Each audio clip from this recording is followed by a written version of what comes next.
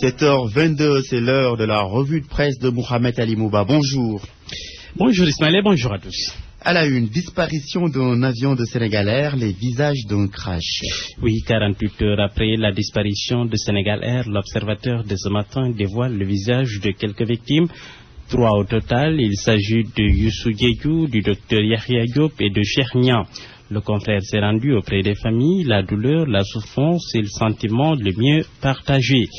Les Diédhiou portent déjà le deuil, chez les Diop c'est l'omerta, chez les Niang on s'accroche encore au miracle à l'air. Ouverture d'une enquête judiciaire et création d'un bureau d'enquête et d'analyse. Sur un ton officiel, le Soleil, qui confirme l'information en première page, rapporte que les autorités tiennent à ce que toute la lumière soit faite sur la disparition de l'aéronef de la compagnie privée sénégalaise.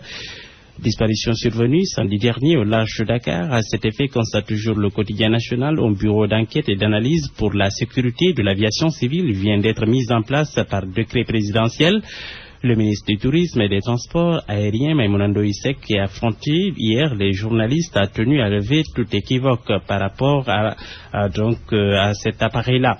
Pour elle, pas de quoi pavoiser. L'avion de Sénégal Air était bien aux normes. Une enquête judiciaire est aussi ouverte. La France et les îles Canaries appuient les recherches. Les nuages sont-ils pour autant dissipés, Mohamed Ali Mouba? Pas sûr au regard du tsunami éditorial qui engloutit les assurances de la ministre du Tourisme et des Transports aériens. La titre ayant dit long sur le scepticisme des confrères. Ainsi donc, pour la tribune, le flou persiste dans les airs avec la photo de la bonne dame comme illustration. Selon le quotidien, c'est l'énigme Sénégal Air, le témoin polémique autour d'un crash. Walfadri, l'État blanchit l'ANACIM. Que faut-il comprendre? C'est que pour le quotidien, les circonstances du crash restent toujours floues, on vole toujours dans le brouillard. 2 jours après la disparition de l'avion Sénégal Air, les recherches se poursuivent, mais sans grand succès pour le moment. Personne ne sait exactement ce qui s'est passé, c'est plutôt la polémique, souligne le témoin. Boubacar Malal, directeur du pôle radio du groupe de presse Global Média Communication, un passionné des questions d'aviation, démontre la thèse de l'abordage fourni par l'ANACIM. Les autorités de l'aviation civile, dit-il, ont servi dans la presse que c'est un choc entre 2 avions. S'il y a eu abordage entre les 2 avions, comment se fait-il qu'il y en ait eu qu'un seul qui a craché au large de Dakar?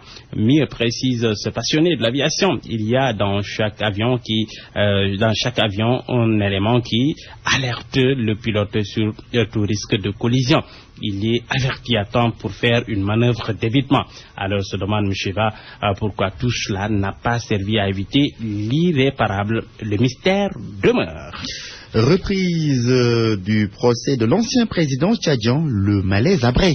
Oui, après 45 jours de suspension, le procès à Bré a repris hier devant les chambres africaines, mais ça n'a pas été facile hier pour les juges. À Bré, qui a refusé de comparaître, a été forcé donc amené de force à comparaître. Le populaire publie une photo où on voit après porté à bout de bras par des éléments donc des gardes pénitentiaires.